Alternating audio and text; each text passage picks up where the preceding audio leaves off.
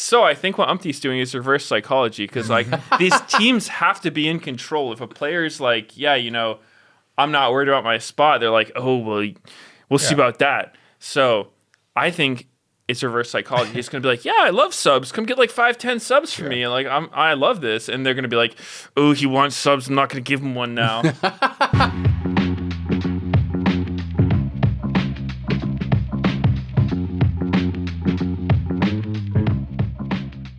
Hello and welcome back to The Dive, driven by Kia, Season 9, Episode 9. We're 9-9s here, and we don't quite have 999 people in the Dive League, but we want to get there, and we're almost there. I actually was shocked when you told me we had 685 people join the Dive Fantasy League for week number 1. Yeah, you're making us all look bad, too. It's kind of messed up. Because now we're feeling competitive with like all the teams. Because FlyQuest has like 1,000 and stuff like that. We need to beat more of the teams. Exactly. So we're gonna have the fantasy link in the description. Yeah, we'll put it every week. Go join the Dive Fantasy. We need to soothe our egos. Get 1,000. Honestly, even if you never like click on the fantasy again, there you go. Just go join the pump league. Those numbers up. It's actually fun. I've never been a huge fantasy player. I've actually never done any league fantasy or fantasy sports. Is pissed at Cloud9. I would say disappointed. Absolutely furious. But Lions actually got me. I got him as my my bargain pick. Because you couldn't afford Vulcan. It was all I could afford. And he actually popped off. So that was huge. So his friendship ended with Cloud9. Now, no, they're good. They told me they got me next week. They got you next week? Well, my biggest paying player also was my like bargain pick. My boy Contracts was like 4 gold. It was 4 gold, and he got me 21 points. That's a steal. Actually, the biggest contributor. So is there going to be some insider trading going on since you work at Cloud9 and there's like the I was trying to tell him picks and stuff? You slip them a crisp $5 and then they play Vi for you so you can get some extra points. I was trying to ask him. I was like, hey man, like if you know what you're going to play this weekend, like let me know. And they said they weren't going to tell me. There's a Chipotle bowl in it for you. Yeah, they said they weren't going to do that. So I don't know. That's kind of messed up. I tried. What can you do? Unlucky. Yeah. I had the most gold of us 3 though. Yeah. So. Yeah, really? How many points did you get? Points or something. I had 79.2. I think I beat you by like 0.8 gold, Medios. No, that's not gold. That's points. Your points isn't your gold. Your gold is what you buy players with. Yeah. Yeah, I have points. Yeah, I got a little bit more 76 point something. Ooh. But it was fun. I haven't actually made any adjustments to my team yet, so I'll see if I want to change that up. I mean, it definitely feels like you want some teams there in the slobber knockers. Contracts had that 50, what was it, 55, 50-something minute The game. longest game of LTA in LTA history. Yeah, exactly. The South players, though, are getting too many points. So we got all these cheaters in our league. We said we were picking North players only. All these cheaters picking the South players and beating us. Where's your honor? We're gonna have to lose like the rest of us. We'll go through everyone who has more points than us and disqualify them. And disqualify them if they have off with their heads. And then we'll use our connections to get points by figuring out what they're going to play each week. All right, very fair. Onwards to the next. We put tariffs on South players. Oh my god! No. Charging 100% extra gold. You have to give us some of the points. Oh my god! Anyways, moving on. Yeah, exactly. It's more the Dive Fantasy really more of a pyramid scheme. All the fantasy points are filtering up to the top. We're gonna take some of everyone's for sure. There's been some rumors of some changes and also some kind of announced changes that are going on. So I've been hearing over the last week or two, a couple weeks, that TL had been trying people out. There was an interview that Arsh did with Umpty, where he talked about how he actually prefers having a sub and thinks it can be good. And it was mentioned in that Spawn had been saying that they were subbing players in and out in scrims. I had heard that TL were trying to do some tryouts for mid and jungle in particular, and testing the waters there. And a lot of different people have been telling me that. So it's interesting now, hearing it kind of addressed in an interview as well. And Umpty seemed pretty positive on it and saying, is that real though? I don't know. I mean, some people seem to really like it. I feel like I hate 6-man teams and stuff, and I'm not even playing on it. But some people seem to genuinely be happy about it. The thing is, regardless if you truly do like it or you don't, the only right thing to say is that you do. That's true. That's true. Okay, so my personal experience with this was in 2018, 100 Thieves. Right? Yeah, so this is when everyone started getting like really big onto this whole like, 6-man thing. And was this never like liked Easy Hoon era, or like why was it popular? Because like there was like Easy Hoon was season 5 or something. It was a bit before. Yeah, I don't know. It just randomly got super popular. I think this was when teams were all required to have academy teams, and so the teams they felt so smart, being like, yeah, we've got like this 10-man roster. We're just the 10-man roster, rotating everyone, and it was just so cap. Anyway, I remember doing an interview back then where I said something like, yeah, I feel for the players who have to go through that. I'm not too worried because I was like, one of the residential players. Mm-hmm. So I was like, yeah, I think my spot's pretty secure. And I feel like after I said that, that's when 100 Thieves got all crazy with me and like sold me off to FlyQuest Academy and like brought in Levi and stuff. So I'm like, I feel like they heard what I said and took it personally. So I think what Umpty's doing is reverse psychology because like these teams have to be in control. If a player's like, yeah, I'm not worried about my spot, they're like, oh, well, we'll see about that. So I think it's reverse psychology. He's going to be like, yeah, I love subs. Come get like 5-10 subs for me. And like, I love this. And they're going to be like, oh, he wants subs. I'm not going to give him one now. Yeah, because I mean, the idea, of course, is that you could get complacent if you feel like your spot is just guaranteed and you don't have any pressure, and so they want competition, and you're gonna have competition in every spot. But I feel like in reality, it can make your practice a lot worse when you're constantly switching people. I think it's so bad from trying it and whatnot because I feel like you should have that trust in yourself and your team to be like, yeah, like. This is going to be our team. Keep motivated. Yeah, exactly. I mean, not even motivation, but just, from a level of understanding. Because I've done these rotating rosters, and it's so annoying when you go through a day of practice and you figure something out. Like, okay, this is how we want to do our swap here. This is how we want to execute our dive. And then you have someone else in, and you're doing what you had already planned, like something you'd figured out with whoever else was on the team, and it doesn't work, and you have to relearn it.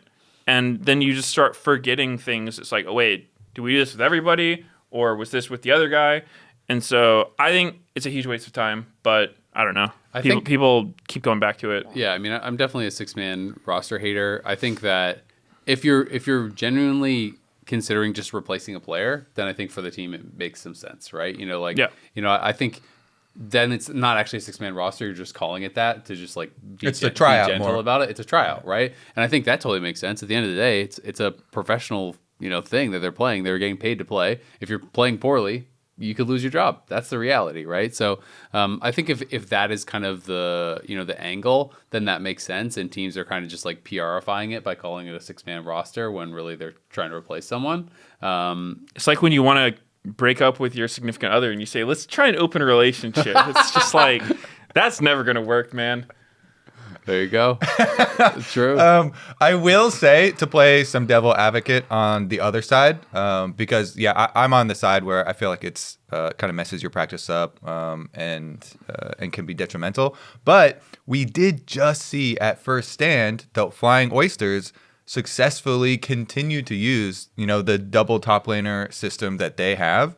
And from talking to the correspondents over there, like they get along really well, and they have a good attitude as far as watching each other play and incorporating into practice and making each other better and stuff. And so there can be situations like everybody's different. So we do have some success stories of that system being used pretty recently. It's got to be an exception though, right? Because I feel like that is the PR answer. But if you went to either of these players and you're like, hey man, how would you like to be the only top laner on this team and you'll get your salary plus that guy's salary, right?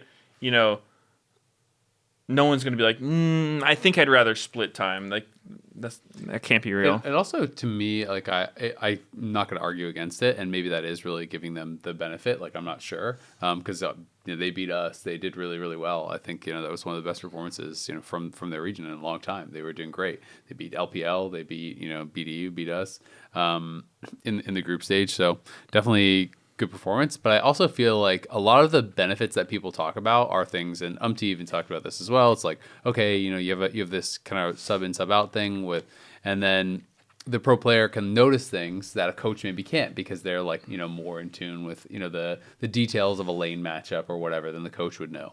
And so they can point out, oh, this went wrong or that went wrong.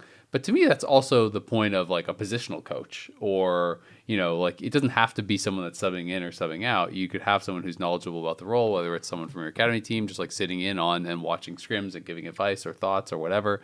And I feel like that's kind of like the role of positional coaches and stuff that we see, right? Where we have teams bringing people in for those kind of roles. So to me, like a lot of the benefits they can get in a 6-man roster, you can also get kind of in that other way. Yeah, the only big thing like you don't get with a positional coach is the like really lighting the fire of the competition, because there are some people that like that this could actually, like, these answers could actually be true, and it's like, oh, when someone is actually in there playing for your spot, you actually do focus more, and you're like, it raises that like competitive feel in you, and you do like rise kind of to the occasion, I guess, for the fight. I mean, like, just us before fantasy, we're all like, I don't really care about the fantasy. But then as soon as week 1 ended, I was like, who has more gold? And I'm instantly in there, checking. And I'm like, all right, do I actually want to, make some changes and switch my champions and stuff like that? And okay, but does that competition have to come from within your team? Why isn't it just enough that you're competing against these other teams and you're wanting to be the best team in the league, right?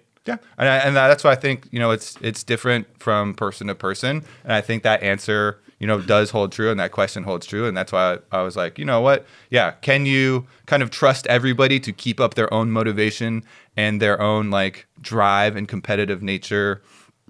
Or does management think that they need the extra fire?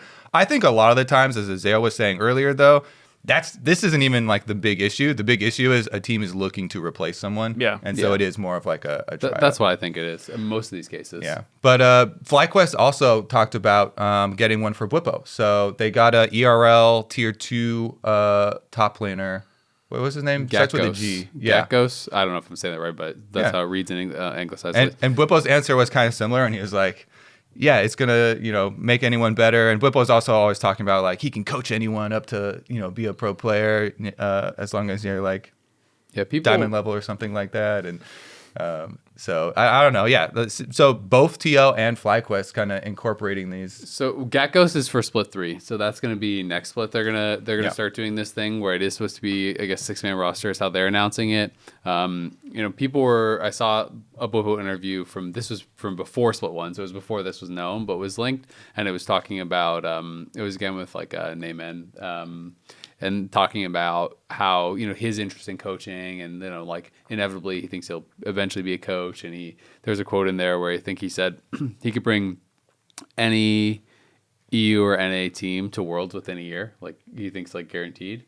And he's obviously just like interested in coaching, and he's offered coaching. Like when we had the playoffs in Brazil, he, said any LTA South top laners want coaching, and I'll do VOD reviews with you. I'll do these things. And so he's obviously just like pretty passionate about it and interested in it. So to me, as much as I think 6-man rosters is kind of weird, if this is more so Bwipo wants to move towards coaching and you just think that this guy's a sick prospect, because I haven't watched any of his games yet. I'll have to watch them before split 3 starts when he's coming in. But people have been like really hyping him up to me and saying, oh, this was like one of these guys who by 14 was like GM or challenger, and he's 17 now and he's like, supposed to be like really, really good and blah, blah, blah, sick prospect.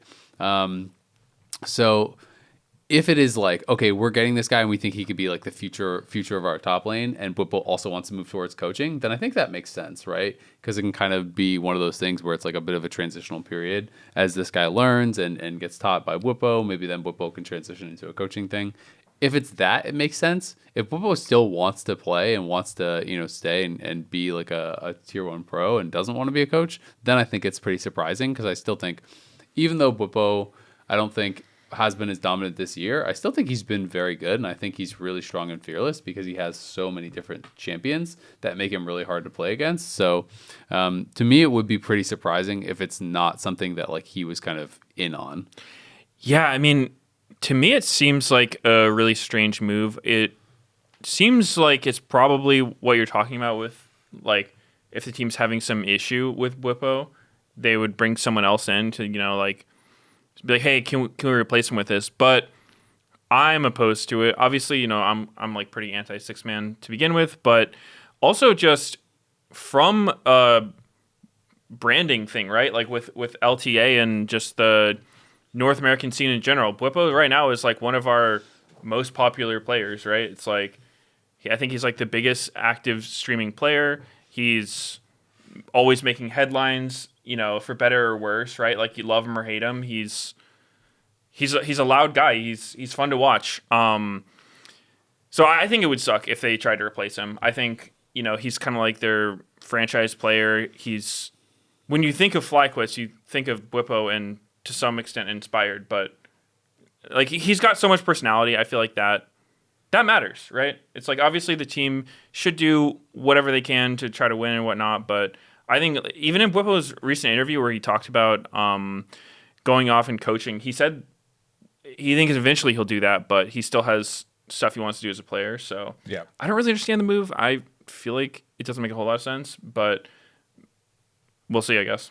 Yeah, it'll be interesting to track, like if they actually do split like 50-50 stage games or something, and one plays one day, the other one plays the other day, or something like that, or if they heavily favor him, or how coaching goes, because the scrims supposedly there's we're still gonna be like streaming scrims and stuff too. So like FlyQuest is a team that we're gonna, not only do they have, like you say, the most popular players, I think I'd throw Masu in there as well, even with him being in the Worlds video, and even though he's a lot quieter and he doesn't stream, FlyQuest, like they have a lot of stars, plus they're supposed to be the most like open book team with the streaming scrims and everything and getting out there in interviews. So we will have, it feels like, a lot of access to look at this 6-man roster situation. It'll be definitely under a microscope. Bwipo, also some more Bwipo topics is if you haven't watched Pros yet, Pros is out. You guys should check it out. It was a good episode that Raz hosted.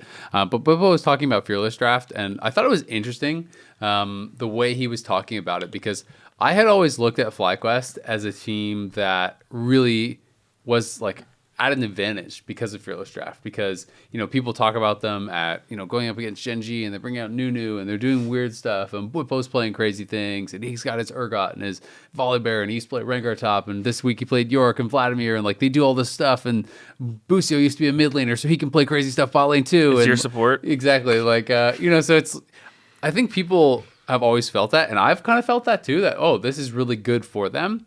But he felt like, and talked about that it was bad for them, which was surprising to me. He was saying in best of ones, he's like, wasn't surprised that we did well this week because it's best of ones. And basically we have, the best players to every role. And in best of ones, you get to play your best champions. They can't ban out all of your best champions, so they ban out 3 things, and then you have these really good players that are playing these champions that they really know. And he basically said if you've played pro for a long time, you have like 2 or maybe 3 champions that you've kind of like mastered or really play at that top level, and then you can play those and you just win, right? And so I thought that was really interesting, because to me it's always been like, okay, well, if you are better and you are flexible, you're getting more and more of an edge in Fearless, and I always kind of thought that they were one of those teams that would really have that edge. So I just thought that was very surprising and interesting, that he kind of given that perspective. It's kind of like in my mind, the old definition of like what would make a top team or top player would be just really, really refining the meta picks, right? It's like, okay, if you're the best top laner in the league, it means both sides of the Renekton Cassante matchup really, really well, and you will get like small marginal advantages in this matchup on like either side against other players. But, and I think that is a fair definition, but with Fearless, obviously, like it stretches you more. Like it's less about being super good at one particular thing, and you need a more wide variety of champions and whatnot, which I think Bwipo. Yeah, exactly, more wide Bwipo.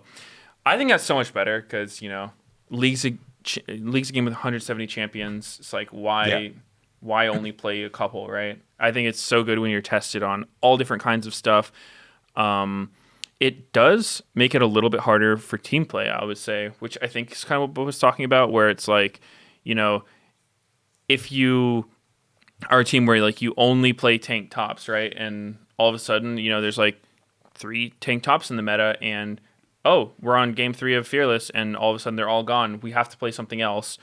Now all of a sudden, like, can your entire team shift and play in a different style? That doesn't really work unless you have certain champions. So I think that part's really valid. But in my mind, that's just like, I think the best team should be flexible, and I think you should be able to do more than just one strategy. Yeah. The answer just, I think, feels most weird because of the individual players on FlyQuest and how diverse they are. Because theoretically, that answer does make sense. It's like, okay, yeah, the team at the top is going to be the one that's hurt the most when everyone like has to get pushed down to stuff they're not quite as good at. But with these players, one of the main things that comes to mind, and one of our big topics that we talked about when Fearless was first announced, was like, oh my God, this is so good for FlyQuest because they play so many.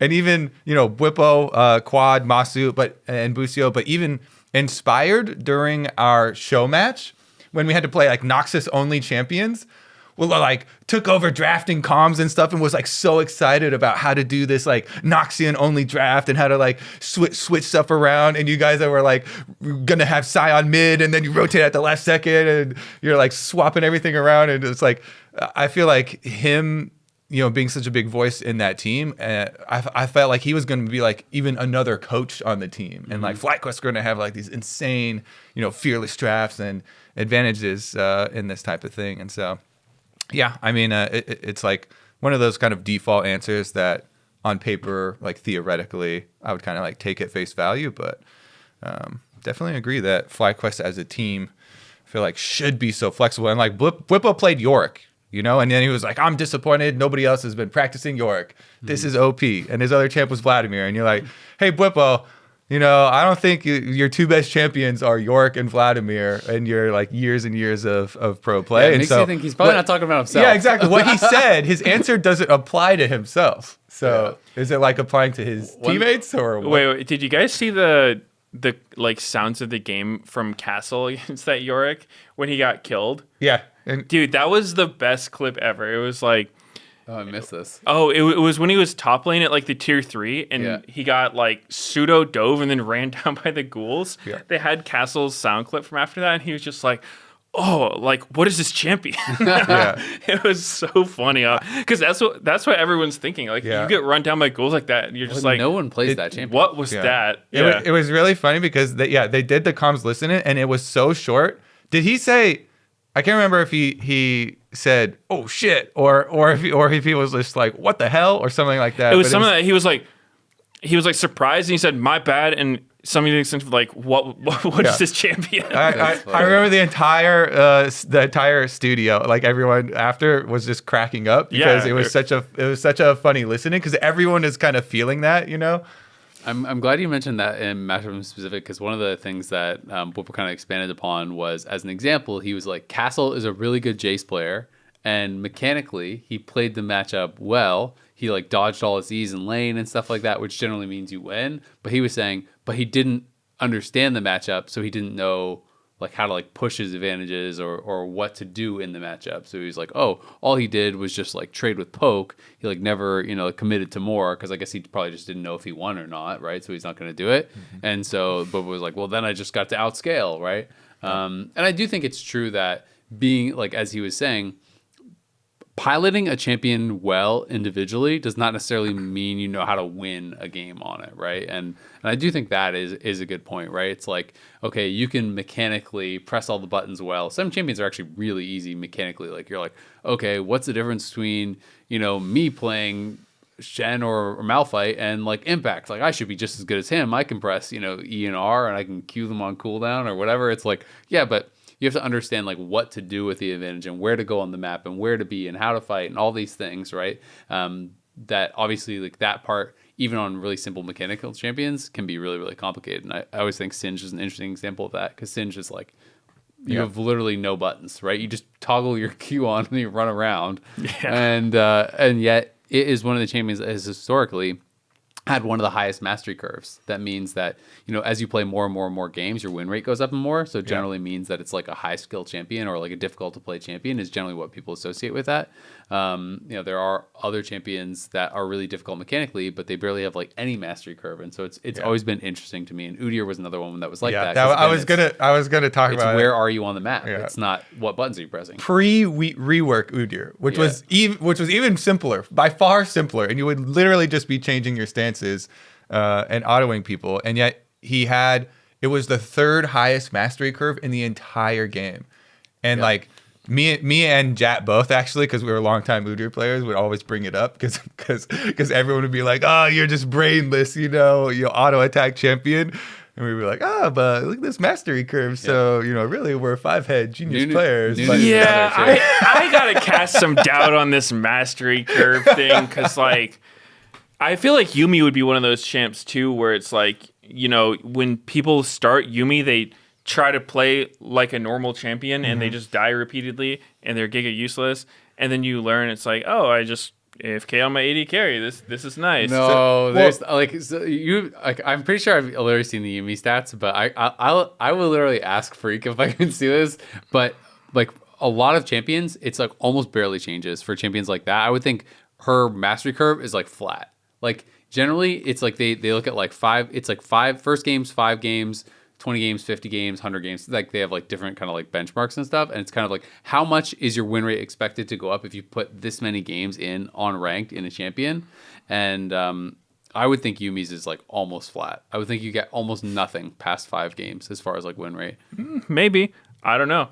I just think it to me, it's like the hardest champions to play is like Azir, Gangplank, Yasuo, whatever. They would have very high mastery curves as well. Yeah, all those ones do. So if Udyr's having like a higher curve than them, then like I gotta question how these stats are being made. I mean, it was always a thing of like kind of what you're doing later, like how often you split push, how you're positioning and zoning people in team fights and like holding your bear stun and blah blah blah. But anyway, we don't want to go down that rabbit hole too much. I do think though we should have Freak on because it's been a while since we've had him on, because it's always really fun diving in these it's about time to ask for more Rex buffs. She's not doing too well, because these types of discussions are so much more fun when we do have him here. And him being head of balance and stuff, and he always does like coming on, so I think we'll hit him up. We'll hit him up for in the our future. People call his people. And to be clear, mastery curve isn't supposed to be like which is the most difficult champion to play in the game. It's literally all it means is the expected increase in your win rate as you put more games in, right? So like it's literally all it is if you have 100 games on Udyr, players' win rate on Udyr increases a high amount or whatever. I don't even know if new Udyr, if that's true anymore, but old Udyr was definitely true. But I just think it's interesting. Week 1 of the LTA North Split 2 kicked off and did have some surprising results. We're going to talk kind of top to bottom from standings as we have them here. So FlyQuest, obviously, we've talked a fair bit about Bwipo, but they started out 2-0. And that was one that I think people weren't like super surprised by, but maybe the way in which the matches happened, because especially to me, the second one against GSG was way more competitive than I actually was thinking it was going to be for a team that I had first versus a team that I had power ranked dead last. Yeah, I would also say, I think in their like both games, even though FlyQuest won, which was kind of like the expected, I would say both of them were unexpected in the ways that they won, because I think TL in the first game was also way worse than even I thought that they were going to be coming back from first stand, and so that one seemed easier for FlyQuest than I thought it was going to be, and as you say, the DSG one was significantly harder. But the cool thing for me for sure was their use of Bwipo's champion pool, and it's clearly, while they were over in Korea boot camping and watching First Stand, he played the Vladimir in the first game, and they even did like the Vladimir and the Ryze, and having the dual AP split push threats, and incorporating the new Rod of Ages rush. So Ryze really jumped up in priority. Games that worked too. It felt like mostly Ryze. Like I know I cast 2, if not 3 games of Ryze into Varus Azir, And even when it got ahead early, it just was like kind of struggling later because it was getting heavily outranged, and the team would make one mistake, and then, oh crap, we can't split push anymore. We got a 5v5, and oh crap, I'm walking into Varys' ear and I'm poked out before the fight starts. Yeah, Quad definitely made it work. He was pumping damage, so that was definitely a good look for it. Yeah, I think there were a couple Rise games because I'm definitely on the side of not thinking Rise is very good. To me, he always just seems like this low range. Even if you somehow like get a lot of items on him, you can still like dodge his Qs and whatnot. So, not when you're room prisoned. Yeah, but I mean, you're getting like one EQ on them while they're rooted, if that. Yeah. So I don't know. I'm not a huge fan of the champion, but I will say statistically in the major regions, he is actually doing really well. I think I looked it up during the LTA games, and he was like 17 wins, 7 losses or something, which is pretty good. So maybe he's real. I don't know. I'm a doubter for sure, but I think you just have to pick him in comps that make sense. Like I double checked. So it was the two games that I cast of him was the ones against the Varys and Azir that they lost. The quad game was against Ahri, Gwen, Callista, like stuff that's like relatively short range. I think that makes a lot of sense. And then Saint won on him as well. I can double check what he played into. Oh, I know what he played into. That was the worst team comp that's ever been drafted. That was the Tristana mid with like the all AD squishy no CC comp from. Oh, it was. I think it was. They had Tristana, Ezreal, Karma, Xin Zhao, and Gwen. Yeah, that comp was. I don't think it could be anything. I'm gonna be real. Yeah. Regardless, though, I think the things that oftentimes separate from me like really good Rise players is the realm warp usage. Yeah. Like not even the combos and quad. That was something that FlyQuest quad used really well. A lot of objectives he was able to reposition, or they were using it to like chase people down and get picks. So I thought he did some very good realm warps in addition to like the main dragon fight that we remember for him, like chasing people down and actually being the main damage pumper too. So some of those things like Rise to me, to our earlier discussion about like mastery curves, a lot of like the best Rise is like how you're split pushing later and using the realm warp as like this big gap closing tool, or like being able to catch your opponents off in rotation or something like that. I mean, split push is just so important, right? Like knowing how to play side lanes, I think is massive. Because it's just Rise is not that strong in front to back, right? So it's if you just show up to a fight, even if you are strong, it's very hard to just like walk up, right? Like walk through the support, you're gonna get comboed. You have to be kind of playing a little bit more creatively, be really good at playing through side lanes. C9 I thought really struggled with how they used the Rise when they played it. Loki had a pretty terrible game, but FlyQuest overall definitely I think pretty strong first week. DSG, I think it's interesting because I've been hearing some that they're like doing pretty well in scrims, which obviously doesn't always mean anything. Everybody has a 75% win rate in scrims. Well, yeah, I mean, it doesn't always mean anything, except for 100 Thieves, who has 0% win rate. We've had some very honest teams, though, when they were doing bad in scrims, be very honest about it, too. So I think it has balanced out. I just found it surprising because a couple of different people told me, I heard this all like second, third hand, but a couple of different people told me that like they had heard basically that DSG was like the best of the bottom 4 in scrims, which I was like, I found that really surprising. And I don't know if this is just like one person's anecdote from one day or whatever. I'm going to have to ask some more people about it.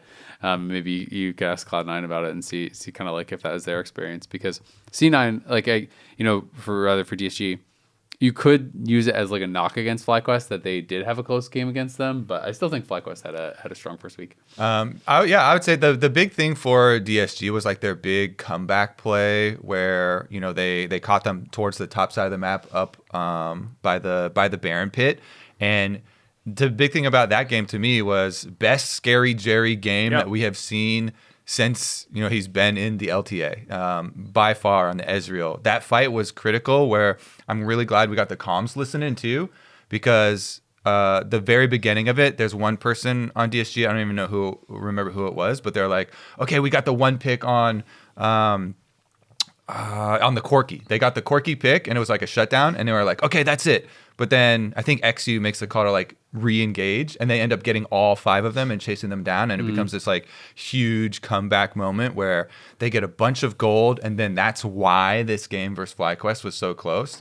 And so I was, very happy for DSG that Scary Jerry had a good game. He's been one of the really heavily criticized, players in the entire league because in Split 1, he had a lot of fights where he's like playing kind of scared himself and not getting a lot of damage out. But, him arcane shifting and flashing forward to secure those last couple kills, XU making some, good strong calls for the team to re-engage with the Vi. I thought was really cool because up until then, like a lot of our stories were like, DSG, they're the underdogs. Castle's pretty good still, and like that was like about it for the team. So I was really happy that XU and Scary Jerry specifically got to kind of take a front seat there for a little bit versus one of the top teams. Yeah, I mean, we can just kind of keep talking on DSG, then we can kind of bounce around to them. I mean, I do think they looked better than in Split 1. That being said, it wasn't 2 losses, unfortunately. I do think the FlyQuest game for sure is one that they can kind of like take some things away from and be happy about. Hookie was talking on pros kind of about how, they want to improve faster, but the reality is it's kind of a slow process. And, a lot of it is about like getting in these situations on stage and then learning from them. He was talking about, he was happy that, Jerry was able to get into like a winning position on stage and then kind of feel like how it was to play with a lead on stage. And he was saying, the next step is like, he really should have tried to basically like take control of the game and tell them what he needed to be able to carry the game, right? Like, when you are in that winning position, you have to kind of like lead and be able to say like, hey, these are the things I need to be able to actually, get this game across the finish line and be able to actually get that win. And that's something that we talked about. And yeah, I mean, the reality is they have a lot of young players and like a lot of like kind of like some of these more inexperienced players and they're all kind of not that experienced together. So I do think it'll be a slow build, but it was promising. I will say, though, to be fair, game 1 of Scary Jerry playing the Varus, yes, I think maybe he did a bit better damage and stuff than last split, but also I felt like he was getting caught on mid lane a lot, and that is something that like really, really hurts. Like when you're in these kind of like mid game, late game situations, if your AD gets caught on a wave in mid, it's just like you're so screwed, right? Like you're gonna lose so much. Either you're trying to like bail them out and you're all dying for them, or they die and you're gonna at the very least like lose objectives, if not towers, and even more. So I think DSG still has a lot of kind of growing pains to get through. But at the very least, they showed that they could have some competitive games and gave me a lot more hope, I think, than I had for them coming into to week 1. Yeah, there's always a big difference between, a bottom team that is competitive and could maybe win a game and a bottom team that's just, dead fish. Yeah, like just scheduled win for everybody else. Like you literally cannot lose to them no matter what you do. Yeah. So, yeah, I mean, I thought they were pretty good. Definitely, I've heard Scary Jerry's, like his best champ is Ezreal. Like even Doublelift like had nice things to say about it, which is like kind of rare for him. about anybody. So it was cool. He had a nice game. I thought, their game against LYON seemed really hard. Like he did get caught on mid waves, but he's also against like a turbo fed Yone Sejuani combo. Yeah. So at some extent, it's like, yeah, you're probably just gonna get caught and die against that. Like that's just kind of how it goes. We can bounce over to LYON then, because LYON had a 2-0 week. Obviously, they did have a much easier strength of schedule, but again, I think they showed some pretty big improvements from Split 1. And Saint was a really big standout player. He's a player that like this is a big, honestly, the reason that I kind of ranked them a little bit higher than a lot of other people did is just because I had a lot of faith in Saint and Henna just as individuals, as carries, compared to the other bottom 4 teams, right? I just thought they had stronger carries, which could get them some wins. And Saint played really, really well. I thought Audi did a good job in game 1 against Disguise as well. He had some pretty good pathing. Went topside, did this kind of like gank where there was a ward in the river and he was Sejuani, so he just went behind the tower and just like went through the tower basically and got behind Castle and got Licorice an early kill. Was able to play pretty heavily with Saint and get him into a good position.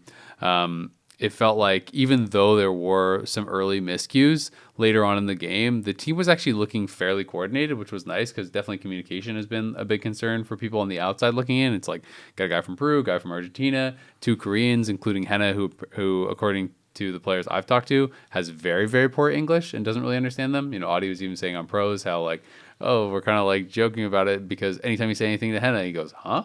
And then you have to tell Saint, and then Saint has to translate. So like, oh god. So it's like you have a lot going on there, but their team fights actually look quite coordinated. Lions played a really good Nico game, had some pretty sick engages, and Hennon was flying in at the right times. So it was cool to see a strong first week from them. And yeah, Saint was just smurfing both games. He definitely was a well-deserved player of the week from him. He was like the other really good Rise game, where he was definitely a problem. I also wanted to give some props to Licorice and the coaching staff with the Nefiri swap. I thought it was a really good draft swap where they rotated and they fifth picked the Wukong instead of the Nefiri. So Audioland could have, this level 6 really nice like team fight jungler, and they swapped the Nefiri into the Gwen lane. They each like solo killed each other, and it wasn't like a hard counter to the Gwen or something. But I thought it was a nice little like pivot from them, and utilizing like the hot fix patch changes that made Nefiri better in lane phase versus jungle. And being able to have some like good angles there, because some of the other teams I was talking to were like complaining that we were playing on the most recent hotfix and stuff, because they're like, oh yeah, we're like, I'm down to be on live patch, but like, what if hotfixes are coming out a couple days before the games and stuff like that, and which is kind of fair. Like if you put that week of practice on stuff, then but still remaining like versatile and stuff, and being able to handle all those reactions. Keep Freak on the payroll. It's pretty good. Yeah, exactly. Keep him on the payroll. Let him like give you information before a hotfix comes out, so you can practice it before everyone else knows. Yeah, genius. Mm-hmm. Yeah, dude, that top matchup was really funny. The like Ignite. Yeah, they were just both teleport Ignite. Yeah, because I swear they both killed each other at different points, where it looked like the most one-sided fight ever. Yeah. It was like really Nefiri funny. killed Gwen immediately. It's like, wow, that matchup does not look good for Gwen. And then Gwen killed kills. Nefiri in the exact Gwen's opposite still way. full health. Yeah. And it was just like, what is this matchup? Yeah. It was funny. Definitely like the Ignite teleport double ego battle going down. We had some spicy top lane stuff. We also had in the C9 one, we had Sniper playing Flash Ignite Ribbon versus the Flash Exhaust double combat sums. I don't know, the more I watch solo queue top laners and the more I'm playing and stuff, you see more and more of these like double combat sum top lane stuff as more people are just feeling like TP feels so bad to use, especially early, because it's such a long channel and takes so long to get there. But I mean, obviously teleport's still amazing and competitive, but it is interesting seeing like some double combat sum versus double combat sums in competitive. Yeah, I love it, because it's been so long since we had a meta without TP everywhere, right? It's like 2013 or something. It was the last time. And there's always kind of like two sides to the debate around TP, because on one hand, it allows your top laners to interact with the rest of the game, right? It's not like you're just off on your own and you're never connecting with anyone. But at the same time, I think it kind of makes the map feel bigger in a way, and it makes where each person is more relevant, because everyone's not just going to immediately show up for a fight. So I think it's cool. I think it opens up a lot of like split opportunities where you can make some creative plays when there's not like a million TPs everywhere. I still think it's going to be like a staple of the game. I still think we're going to see it most of the time, but I think those games where you don't have TPs everywhere are pretty fun too. And like the spot that he did it in for Sniper, since we're talking about the Sniper Riven, which is still undefeated, by the way, and I definitely love every time it's locked in. You do it in the spot where you are running a counter matchup looking for lane kills, and you want to snowball. Like he plays it into the Gwen. It's so good into Gwen because you have so much mobility to dodge her final snip and to stay inside and burst her down with your ultimate.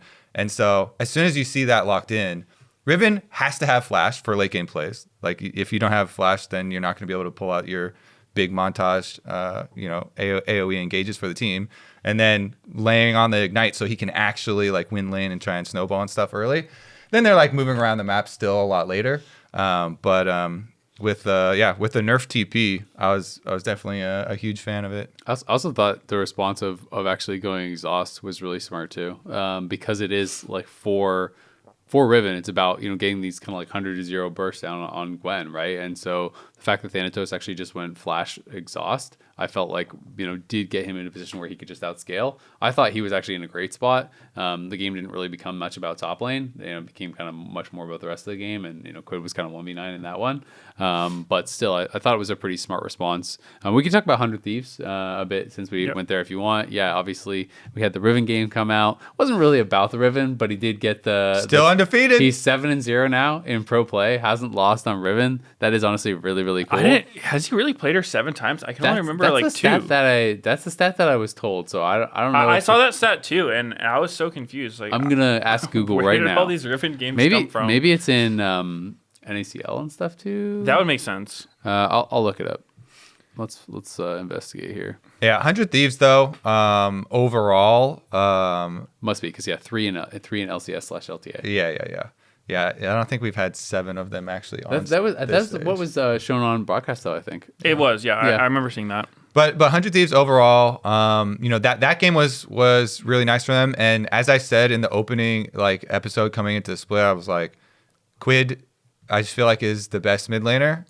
He's getting some competition now, but still really impressive. Their game versus TL though, another game versus TL where they get a lead and then they lose it later was just... It's crazy that it's literally the exact same place and the exact same way and pretty much the exact same leads. Now, game 2 of the finals, game 3 of the finals, and this game are basically all right around 20 to 22 minutes, all a 2.5 to 3k gold lead for 100 Thieves, and all a throw right beside Otacon into everyone dies, into enemy team gets Otacon into GG. And it was just how does it keep happening? So this one was really weird. To me, it felt obviously the early game in that one it looked like TL was just going to get stomped, right? After their first game where it was pretty bad. And then this game, I was like, wow, the rumors of TL's demise are, kind of not true. Exaggerated. Yeah. But 100 Thieves was, I think their draft was pretty weak, honestly. They had Ryze, Aatrox, MF. It's not really the best champions. But then also, they were just doing some super weird stuff. I remember one that stuck out to me was, I think FBI used his ult to kind of chunk Yon a little bit right before a sort of dragon scuffle. And then 100 Thieves just opted into this fight for no reason between mid and dragon pit, and they just ended up getting wiped pretty much. And it was a fight. It was you don't really have an advantage going into it. You're missing your key team fight ult, and there's nothing to fight for. What? So I think they were maybe not taking the game super seriously, or they just had hard champs to win fights with or something. But it was definitely a weird look for 100 Thieves in that one. I felt to me, it was a little bit of column A, a little bit of column B, where it was they made mistakes, but I also thought TL did some really good things to actually capitalize and kind of take advantage of that and bring the game back. Because the early game looked like it was just going to be an easy 100 Thieves win. But then this was one of these ones where it's Quid is on Ryze. He has this big early game lead, but he's heavily outranged. It's Jace, Varus, and Azir in the team fight. And then their only engage basically is Ayla, and he's playing Alistar. But then there's a Poppy on the other team, and Core was basically never biting on he would run forward and he would just always hold his W until he comboed. He would never actually early use it or panic or anything. And I'm definitely an MF hater. I think MF does have some obvious strengths, right? Has good laning phase, and when you get one item, when you get BT, you control mid lane. The other AD can't trade with you at all, so you always have push, and you have first move because you have your strut and everything like that. There's some very clear strengths, but you're so dependent on getting a good ult in a team fight to really be able to actually have value. And in this game, the only thing he got from his ultimate the whole game was just barrier cooldowns from Yon, right? And partially, you could blame him, but also his only real CC was Ayla, and Ayla could never find a combo the whole friggin' game because Core was literally just sitting and staring at him in every team fight, waiting to press W because they're outranged and they need him to engage. They can't find it without him, so Core just basically focused on denying that. And then APA, I thought had some really good moments. I thought it was the best Azir game I've ever seen from APA. And he had some really good shuffles multiple times where he goes in and flash predicts their flash with his R flash, and so he slides in, and they're gonna flash, so he flash R's and catches them anyway on their flash. He got that multiple times, had some really, really good team fights. I want to say he had 3 or if not 4 really good ults, and like I was like, damn, like that was sick from APA, especially for him being on a champion that he's not known for doing well on and is criticized heavily for. And afterwards I saw him in the hallway and I was like, damn, that was a sick game. And he's like, yeah, best one ever, blah blah. And then when I was walking in the garage, Rainover was there and I was like, damn, yeah, AP was smurfing today. He's like, yeah, it doesn't look like that in scrims. And like he was just like you say, is like he went kind of like God mode on the Azir, and definitely I think they deserve credit for that. And I think between Core and APA, they made it really, really hard for a comp that's like one source of engage, lots of dashes to ever get past the Poppy. Yeah, he said on stage, and you could tell APA was like, really happy. But even on stage, when they were talking about it, and Emily was like, all right, so is Azir one of your like in your main champion pool now? And it was like, well, I don't know about that, but it's definitely a good sign, talking about it was a really good game and it was super happy with it. So it's definitely good to see, because that's one of the big things for TL that has continued to be an issue for them. It's kind of the opposite of how we were talking about FlyQuest and Fearless. TL and Fearless is like APA, Umpty, and Impact all are players. When you think about the champion pool, you think about it heavily impacting TL's ability to play team fights, their ability to even play to their own win conditions, and like the inflexibility. And so that was kind of one of the big stories that was along with, some of the tryouts and looking at other players and something, because that's been something they've grappled with a lot of those individual players, basically the whole history of this team. And it kind of fluctuates between like, oh yeah, well, they actually do have enough options. Oh, well, now they're not playing this, that, as effectively, or that as effectively. So it's good to see him, have a very successful game on that. But I definitely agree with Medio. So I was like, drafts overall, TL has really big advantages with the Jace Varus having the better range, and then Xin Zhao and Poppy being such good like blockers, that they had a lot of tools for these team fights. So. I mean, this game to me, because I'm obviously a big Impact fan. I've played with him before. He's just a really awesome dude. This game was kind of painful to watch, especially early, from that perspective, because, there is the narrative that's like Impact can't play carries or whatnot, but he was actually doing really well in this game in laning phase, right? Like he was Jason to Aatrox, which should be a fairly Jace favored lane. And he was up like 40 to 20 CS against Sniper when the first swap happened. And so he was crushing the 1v1. But I think it's like Impact has just the most team player tendencies you've ever seen, which actually can be so detrimental when you're on these carries, because I think it was like, okay, so he had this pretty good lead early, and I don't remember if it was his first or second death, but there was a situation where basically Sniper couldn't play the game. He was just kind of homeless, as they say, right? He's like just running around. And actually, another thing that I wanted to know about 100 Thieves before talking about Liquid was both games Sniper actually kind of like roamed mid early and sort of set the momentum for 100 Thieves, and which happened in this game as well. So I think there was another situation around, it was like Grubs. I don't know if Herald was up. I think maybe Grubs. But anyway, Impact had a free lane bottom. 100 Thieves was 5-man topside. And the normal play there would be have your split pusher Jace just push. Like get plates, get turret, waves, whatever. This is good for Liquid. But instead, they opted to have him TP in, go for a messy fight, where Impact ends up being like the only person to die on his team, and he blew flash to try to make time, and then he immediately got dove when the wave came back bottom, and I'm just sitting there like, oh my god, this is the most brutal thing possible. You have this fed Jace, and you're playing him like an Ornn or something. It's like... It's how I feel like he plays Jax every single game. Yeah, exactly. And it's one of those things where I don't know who's calling it. I do know that he has tendencies as a player to, want to be looking out for his team, but you just got to not do that, I think his teammates should help him in a way, because, I would much rather have a teammate who is too selfless than too selfish. But when you have someone like that, you got to be like, dude, do not TP here. If we all die, that's on us. Like, just push bottom. Take their tower. Yeah, take the turret, make them TP. Just have pressure, get gold. Like, take jungle camps. Who cares, man? Just do not TP in and suicide. And that's what happened. And that was so rough because he was like 0-3 after having a good laning phase.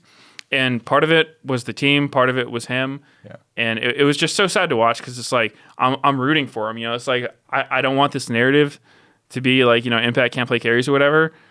But, this one was not a good statement game for that. Yeah.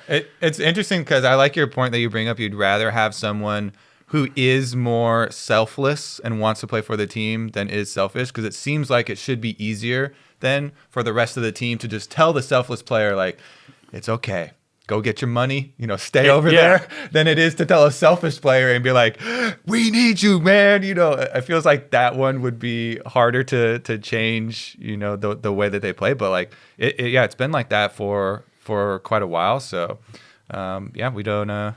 And I mean, it's need like some further comms listen-ins and some dissecting there. you can also just play champions that work well grouping and being selfless, which is why I always think, you know, he excels at those sort of champions, right? Who it's like, you know, he's great on Rumble as a carry, good laning phase, and then you just kind of group with the team, slap down some good equalizers, great, works well, you know. He definitely does have those strong carries. It's kind of same as how I feel like his Renekton was always good, right? Good laning phase again, but then he kind of just uses that early power groups and they take objectives and do those things. But on these champions that really need to be greedy and really need to prioritize themselves, I just feel like he can never get past that habit. No matter how good his early game is on like a Jax or whatever, he can get 2-3 early kills, but he always seems like he ends up down in CS, right? Like he's going to group, he's going to try to help the squad. But a lot of times, like you're saying, the best way you can help your team in that spot is by just continuing to keep that person you're beating in lane absolutely useless, right? Like when you're up 30-40 CS early on this electrocute Aatrox, who was picked into the Jace, by the way. So, like, that was his answer. If you just keep pounding this guy and lock him in lane to the point where it's like you're up a whole item, you know, you're just keep beating him, taking towers. It's like, then you show up to the fights later. Aatrox is just paper, can't do anything. And you're hitting their carry with a shock blast for like 30-40% of their health or whatever. And it's like, that's when you kind of pay your team back, I feel like. But it is an interesting thing because the early lane phase was really good, and also it's like you can look at kind of similar things for TL in their game against FlyQuest where he played the Gwen, and that one he did get picked on kind of by Inspired, so it wasn't like it was just straight up 1v1, but he ended up, you know, not being able to have much of an effect in that one, and Bwipo got ahead on the Vladimir, obviously. That was maybe more of like a top jungle thing than just like a top 1v1 thing, but it was another game where he kind of like struggled to provide a lot of value, I think, on a carry. Yeah, that one wasn't too great either. I remember the one where his team was ganking for him, and then he ended up dying to Vlad in the cross kill, and it was just like, ooh. Dude, the timing on that was so close too. Right? Yeah, where Bwipo, his E is like goes off, he dies, so then you can't get the bailout, but then the E barely hits the Gwen, and it's like, oh my god, the timing is like a split second. But then you can also say, oh, well, he didn't actually even have to go back in to finish the kill at all. You could definitely say that. You could also he say that. He needed the money, man. He was so poor. But still, like, that timing is so rare. Like, for that, like, kill to go through just before, and then you still take damage afterwards. It's tough. But it's tough for sure. Maybe don't go back in to begin with. But yeah, that was definitely a close one. But also the matchup versus Cloud9, because we haven't talked about Cloud9 either. Yeah, we can talk about Cloud9. Yeah, Cloud9, I think it's fair to say kind of like underperformed expectations for week one, especially their first game I thought was like really rough from Loki. Loki looked kind of like completely lost, I felt like, on the rise. He did not really add much that game. That was the one against 100 Thieves that we obviously kind of talked about a little bit from the 100 Thieves side. But yeah, Loki I felt like really struggled in that one and couldn't really get much going. Blabber was playing Lee Sin. Thanatos kind of got like an advantage in the side lane. They kind of focused on Sniper a little bit, who was weak sided maybe a bit. But then when it came time to 5v5, Thanatos didn't feel like he could get anything done in the 5v5s either. And I just felt like Cloud9 looked kind of out of sorts in that one.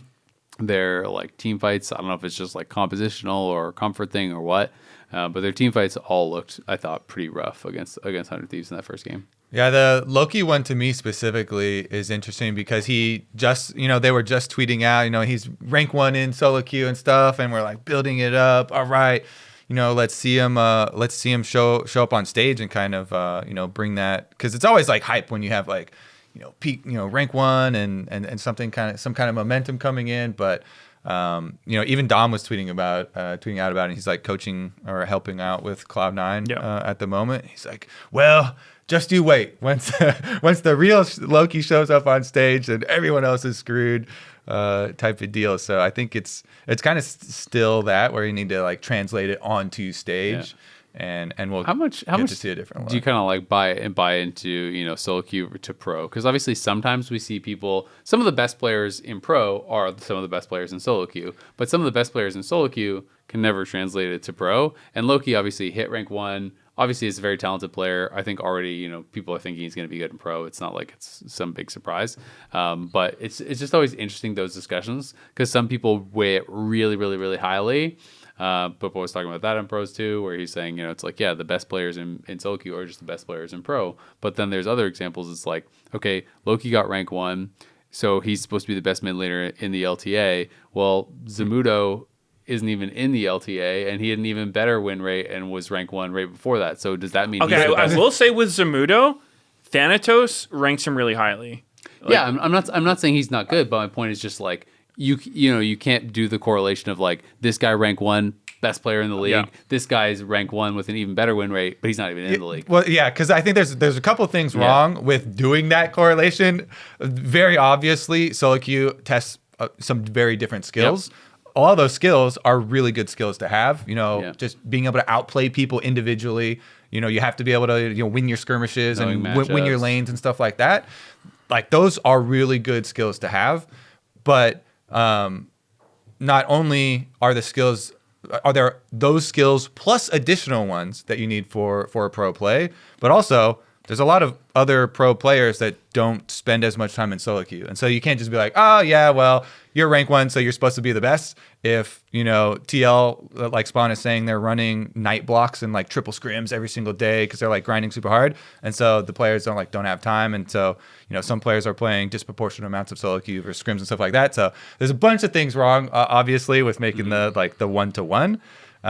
But I will say, some of those like things are also really clear when you're playing a champ like Rise, which we were just talking about, how much like the movement around the map and realm warps and team play with your split push and stuff is so critical. So that's kind of one where like the difference would also kind of be one of the biggest, I would say, to like some solo queue games similar in that way. Yeah, I've always seen it kind of like a Venn diagram, and you'll have some. There's always argument over like how much overlap there is, because obviously you touched on most of it, where it's like solo queue, your laning, your mechanics, your just like being able to judge situations when skirmishes. That play more selfishly. Yeah, exactly. So that kind of stuff is going to be relevant in both. In team play, obviously, like it's a lot more about vision, understanding like map movements, and in team play, and being able to help your team. Because I've seen a lot of players who they just play so selfish and greedy in solo queue, and if you have to play on a team with that guy, it's like, even if they can do that in competitive, it's almost always going to be at the detriment of their teammates. It's like there's going to be holes. It's like, okay, this guy's never buying pink wards. You don't have vision. You can't play the game. So, yeah, I mean, I don't think it's a 1-to-1, but you can be good at both, obviously. I think as far as this game in Loki's, like, he did die early to the sniper roam, which was tough. And I think this is a game where, like, if there's a bad situation for Rise, it's got to be a game where you're up against like Varus Azir, you're outranged. Also, and it's Quid, who I think is like undebatably the best mid laner in the league right now. Yeah, I mean, Quid's crazy. Quid was super smurfing that game. Yeah, exactly. And then you've also got like a Vi Riven diving you. So it's like, which one do you want? Do you want to get outranged, or do you want to get like instantly killed? So both. It was not an easy game. I don't think it was his best game by any means either. Yeah. I think that it actually, obviously, 100 Thieves got ahead and kind of took the game away, but It was pretty close. Like, Yeah. it wasn't a one-sided game by any means. I think 100 Thieves had that crazy play where they, what was it? Somebody got caught and killed, and then River had just, a River moment where he, like, snuck into the blue bush. The as 4v5, right? Yeah, and then And just... Q flash on Sven. Yeah, that is just so crazy. That's one of those plays where, obviously I like C9, but when that happens, you're just like, yeah, they got us. Respect. Yeah, it's just like, well played. Yeah. It was just a really good play. So That's a good point, because had they actually won that fight, maybe they do kind of get away with the game, and maybe C9 could snowball from there. yeah, and I mean I think there were just a lot of really close moments in that game. You could definitely question like why is Blabber playing Lee Sin? Not that he's bad at it, but it's just like who is playing Lee Sin right now? And there were a lot of moments that game where like I think Blabber got killed by Riven in that first roam where like he had flash like. I just don't think he knew Riven could hit that hard. And, obviously one-trick Rivens are built diff. Absolutely. And then there was another one where he, like, flashed in and got denied by Renata. And it was a tough game, for sure. Yeah. And then the quit Zonias on his... He tried to kick flash him, and he Zonias'd it or whatever. And then flashed the other side, so then when the kick buffered out, he kicked him away to safety or whatever. Yeah, and so I think 100 Thieves did actually play really well this game. Yeah. I think that... They've kind of shown that they're just really good at the hard parts of the game, like skirmishing, team fighting, or whatnot. And yeah, I mean, it just didn't work out for C9 this game, but I don't think they played bad. I think they just had good opponents. And the other game they won was against Shopify. They were able to win in this one, and Loki did have a good game on Celia. Him and Sven were pretty big, I felt like, in that one. And this was a Shopify that was able to go 1-1 on the week. This was their second game. They kind of played the same style both times. The exact same comp. The exact same comp. Heavy on the invades. With this Neferi, I thought Contracts used that really well to kind of like put pressure on his opponents and stuff. Blabber, I remember he got I think it was a kill top lane. I can't remember. He got a good early kill, but then Contracts had a pretty smart path where... he like expected there to be a ward in I guess it was like Banana Brush or whatever, and he kind of like went around the Raptor pit and came to the red buff from behind where he wouldn't be spotted. And Blabber was being like, okay, if he's gonna evade me, he's gonna be coming from like more the Banana Brush or that side. So he's like kiting back to that brush, and then it ended up being that Contracts is like right behind him, so he's kiting the red buff back to him and get jumped on by the Fury and killed in his jungle. And Contracts was able to kind of get some good early advantage with that, but I thought C9 played a solid game and were able to do well, even though Contracts was having, I think, a lot of early jungle pressure. Yeah, that invade was like more towards like the middle of the game. Yeah. I was laughing so hard though after Cloud9 gave Shopify, and intentionally, and they talked about it in the interview afterwards. They're like, "Oh yeah, that comp is bad. If we just leave it up, they're gonna pick the same thing, and we'll crush them." I was laughing so hard because they intentionally give Shopify the exact same comp that they clearly like wanted in practice, but then. Also, the early invade was exactly the same from Contracts, where he goes over after level 3, goes over to the red buff, to invade him on red buff, and it was first the buy last time too. And Contracts plays it even better this time around because he's able to go get the Krugs and then chase him off also. So I was just like, Blabber and Cloud9, like you intentionally give him the exact same comp, and you saw the first game that Shopify played, and he did this exact invade. And then, like, they still go into it and get off. Like, he doesn't get killed, but they still... Yeah, so there was actually a really key difference in that invade because... And I think it was against Dig, right? The first time? The first one, yeah. Where...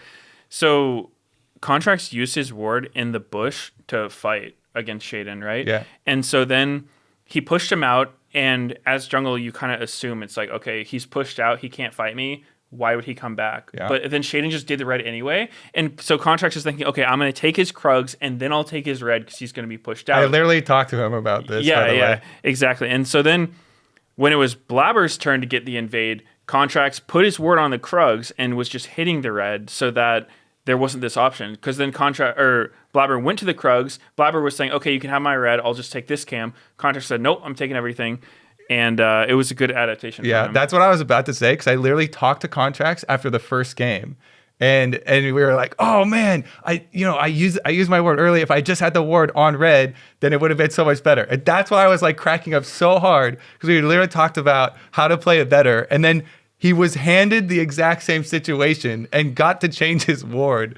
So yeah, I feel like that's so rare in League. Like so often you have some situation where, damn it, if I just did this thing instead of that thing, we would have won. And for it to be on stage is dude, that's one of the things that I always loved about pro play is like when you can take a situation, think about it, be like, okay, what could I have done better? And then you are presented with the situation again and you can do that thing and it works out. Like those moments of learning are just unmatched. Yeah, it feels so good. It feels so good when it works out. He knew it instantly too. As soon as he went back and he saw the red, he was like, "Oh man, I knew it." He was excited when I saw him in the hallway and like he came up. He was like, "Yeah, we won, but like I could, this could have been so much better." But this one, even on stage from the Cloud9 perspective, they were then talking in the post game. They're like, "Yeah, we gave them the comp. We thought it was going to be bad, and and we were going to just dump on them, but." It actually gave them a lot more problems than they thought, and Cloud9 definitely had to work pretty hard for this win. They were definitely, they played it a lot better towards the mid stages and stuff, and were able to do that. So, still gave me that kind of confidence boost after the first showing. How'd you feel about Shopify's first week overall? I felt better than Split 1.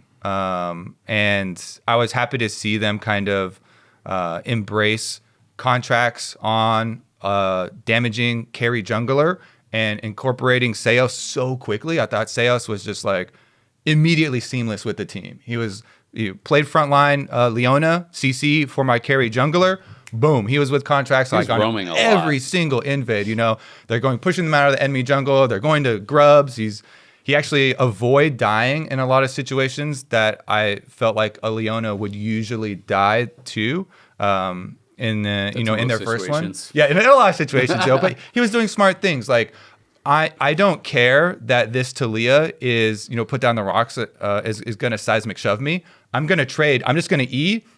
My E is going to hit, even though I'm going to get seismic shoved afterwards. As long as I get this root off, Contracts is going to be able to get the kill. And so he would yeah, it's fine. I'll trade. I'll take the seismic shove. I'm going to root you though. And we're going to get this kill. And then he wouldn't even die in that situation. So he actually didn't have to sacrifice himself. So I was like, wow, that is a very good look for incorporating a new player really quickly, I thought. Yeah, I agree. And definitely way better than Split 1 for Shopify. Even though Split 1 was very short, it was also very rough. So yeah, I was happy to see Contracts do well. Mm-hmm. Absolutely. Like you said, he made you crazy fantasy money.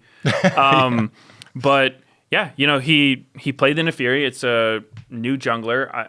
Obviously, no one has that much practice on it, but he played really well aggressively. He was finding tons of good plays. And so, yeah, when you can get a strong pick like that and deliver, because, sometimes you'll get a power pick for your team and just kind of do okay with it. But I think the difference is generating that much pressure and just getting your team. He found lots of picks, good invades. So I thought Contracts looked great. And, it'll always be, can he do that on a lot of champions? Because I think historically we've kind of seen where when Contracts is on his picks, I think when Energy was on their super run, he would get the Poppy jungle, the Rel jungle, and these champs where he can have a really, really big early game influence. I think that is so huge for any team he's on because he's really good at that style. But in the times where he has to just farm or he can't really get things moving for his team, then sometimes they don't look as good. Yeah, no, I agree. I think that this team needs Contracts and Palafox to be doing stuff, right? That's what we talked about last week, but that was kind of the whole design of their team. That was their philosophy of their team building. Is these guys are going to be the action in the early game. They're going to be making things happen. Our side lanes are going to farm and team fight well later, and that's how we move the game forward. And the Fury really let him do that really, really well. But the whole comp in general, because obviously you talked about the Leona, and they did great with that pairing. I was really impressed with Seos as well. It felt like every single time Raptors spawned, they're there stealing it. But Ezreal also enables that too, right? Where it's like, you're playing Ezreal, you're much more self-sufficient, so your Leona can just leave you alone, right? If you're playing Varus or something, maybe you can't, maybe that's more difficult. So I'm definitely going to be interested in seeing how they go into week 2, because I don't think teams are just going to allow them to play the exact same thing, every single time.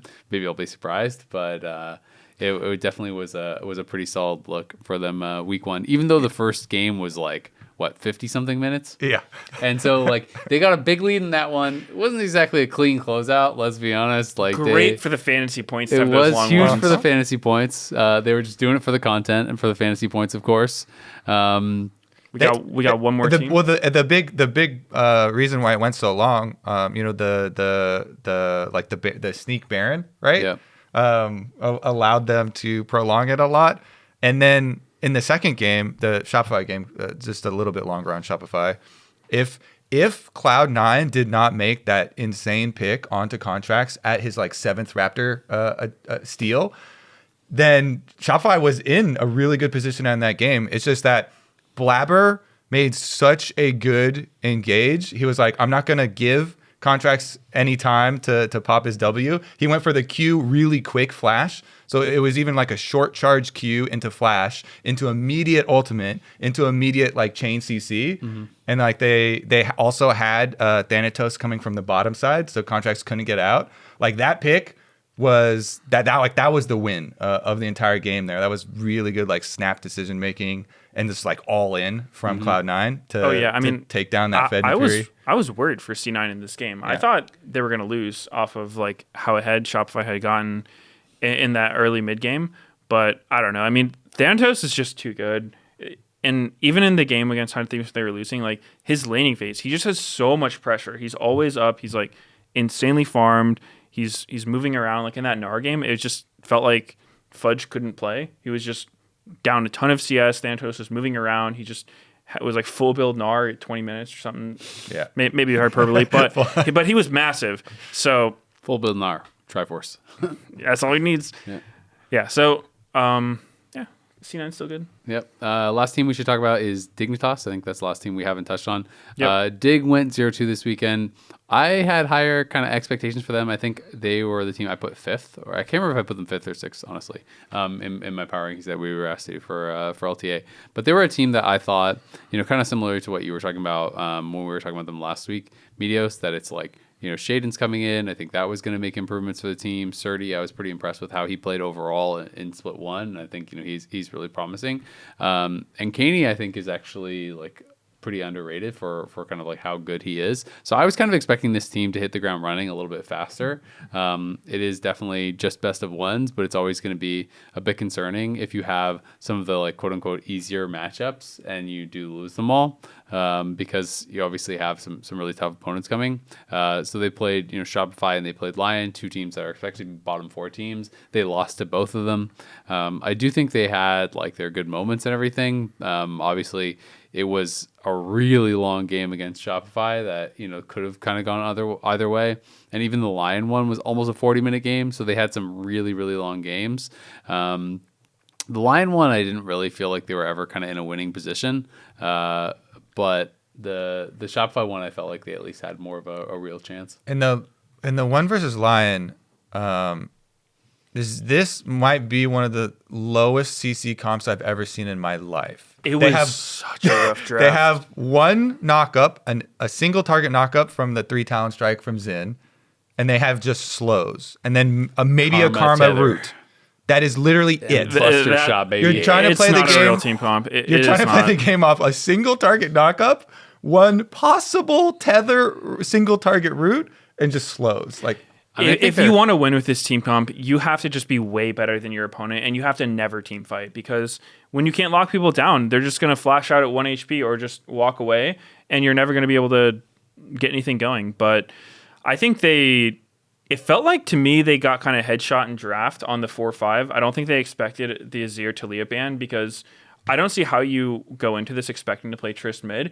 And then even when they had Trist mid, on 5th pick, I'm sitting there screaming at my monitor when I was watching. I'm like, pick Braum. Obviously, I'm kind of a Braum salesman overall, but in this game, you have 4 auto-attacking champs on your team. You need CC, and then they have Varus Ryze. Ryze is notoriously like hard denied by Braum because you just like can't hit anything. His shield blocks it all. So I was like sitting there screaming, and then I see a Karma locked in, and I'm like, all right, GG, you cannot win this game. Like Lion would have had to play so bad to lose to this. So I think it was, kind of. I don't think mini games are just completely lost in draft, but this is for sure one of them. I mean, I think their thought process was probably, oh, we have double 80 carries with Karma. We like kite back and absorb the engage and then kill them. But like you said, it's very that doesn't work. It's very, very hard to play games without any real CC. It's like you do at the end of the day just have to be kind of better, right? It's like the way you win games like this is you win all your lanes and you're first to the objectives, and then they have to come into you and you kill them when they're coming into you, right? And so it's like it's definitely tough. Not having the ability to pick people off when they're in a bad spot, and if you ever get behind and you have a comp with no CC, it's just absolutely cooked, right? Because like, how do you win when you're behind? Well, you get a pick. How do you get a pick with no CC? You don't. 5 people in a brush, surprise. Have to instantly one-shot. Oh my god, I'm going to have to walk away from them. That's why you have to be in the brush. You have to wait till they walk right into you. Yeah, they're going to do that And for then sure. it's Alistar, and he presses ultimate. Shoot. Foiled again. Yeah, that was definitely a rough week for Dignitas. Let's see. Actually, looking ahead to their matchups for next week, is it going to get any easier for them? They have Team Liquid and Cloud9. The answer would be no. You're like, ooh. Dignitas might be staying towards the bottom here. Definitely looks rough. They should start preparing for best of threes. The expectation, with that staying schedule is just like on paper, they should be 0-4 after this week, right? So that's definitely tough. One matchup that I am really excited for this week, though, is 100 Thieves Fly. That is Saturday. I think that's going to be the dive matchup of the week. And that one should be a lot of fun. Another one of those kind of battles at the top. It'll be interesting to see more 100 Thieves, because I'm actually a pretty big 100 Thieves believer now. Talking to some pros, though, I find it interesting because pros still seem to think the 100 Thieves are frauds. At least the ones that I've talked to, a lot of them are still saying, yeah, they're not actually that good. They're bad in scrims. They're this or that. So I think it's interesting. I'm definitely on the 100 Thieves believer train. But this is going to be another tough matchup for them, and we'll see how they can do against FlyQuest. Yeah, definitely going to be a fun one. I think 100 Thieves have never had a boring game with this roster, and I respect that a lot. I think they're very good and they're very fun to watch. I think that the fraud allegations are definitely overblown, because they're good, but they do have games like their TL one this week where they lost from a massive advantage with a pretty questionable team comp. So I don't think they're, this untouchable team, but I think that they probably have some of the highest highs in the league. But I think they're a contender. That's like my baseline, right? They're definitely very good. And it's funny because I feel like a decent amount of, FlyQuest might as well. Okay, I guess Bwipo talks a lot, and Inspired talks a little bit less now, but FlyQuest are definitely ones, as opponents to 100 Thieves that are kind of on that idea that like, they're really good at, team fighting and skirmishing and stuff, but like they fight way too many fights they shouldn't fight, and they should be like easier to control. But that FlyQuest were the team in the Split 1 playoffs that 100 Thieves took down, and after that, FlyQuest, like, there wasn't much they could say except they were clearly better than us. They beat us. So I feel like this match is gonna, even though it's just a best of one this time around, we'll have a little bit extra ego and grudge into it. And I really want to see, after a week where we're coming off of Bwipo playing a Vladimir and a Yorick, and Sniper playing his iconic Riven, I'm super hyped up for the top lane matchup, because those two have a really, I think, good relationship. Every time we have both of them together in interviews or on pros podcasts and stuff, it's kind of like an older brother, younger brother relationship with Bwipo and Sniper. And Bwipo's actually like giving him a decent amount of not only respect, but also like advice and stuff. But he also is always like, yeah. But you're still, like the upstart, Tuck down, little guy. Yeah, exactly. So I want to see, if Sniper can have a really good game versus him, or what it's going to look like here, because it definitely is a really exciting one. And yeah, I mean, I just love every sniper interview, but even the most recent ones where he was talking about him and River being like friends for life and stuff, and him, feeling like this 100 Thieves team is, has some really special like connections and stuff. Like, I feel like these are two of the teams that the public also kind of like loves the most, because FlyQuest is so open, and you were talking earlier, Bwipo, you love them or hate them or whatever. They have a lot of like public interaction, and kind of similar for 100 Thieves. They have like such strong bonds, and they have that have had the like underdog mentality for so long, but have had so much success now. So it seems like some pretty good narrative clashing here, and even though it's just the best of 1-2. Yep. Should be a lot of fun. And that is going to do it for this week of The Dive, driven by Kia. Make sure you join our fantasy league so we can have more people in our league than the teams have in their fandom. And you have to actually go search for our league. They just get theirs clicked at the start. Really, we need the Dive icon added, and you should be able to choose the Dive instead of one of the teams, and then we'd be blowing these. We are a team, yeah. What the heck, Mark? Yeah. Come on, Mark. Mark's trying to keep us down. He is trying to keep us down. It's shameful, really. But remember, he's not on the Dive anymore. Exactly, fair. If you're watching us on YouTube, hit that subscribe button so you do not miss an episode of The Dive. You can also check us out on Spotify, Apple Podcasts, and all kinds of other places. The LTA returns this Saturday, April 12th, 1 p.m. PST. DSG's taking on C9, and then later that day, we are going to have the 100 Thieves versus FlyQuest matchup, which should be a banger. We will see you there.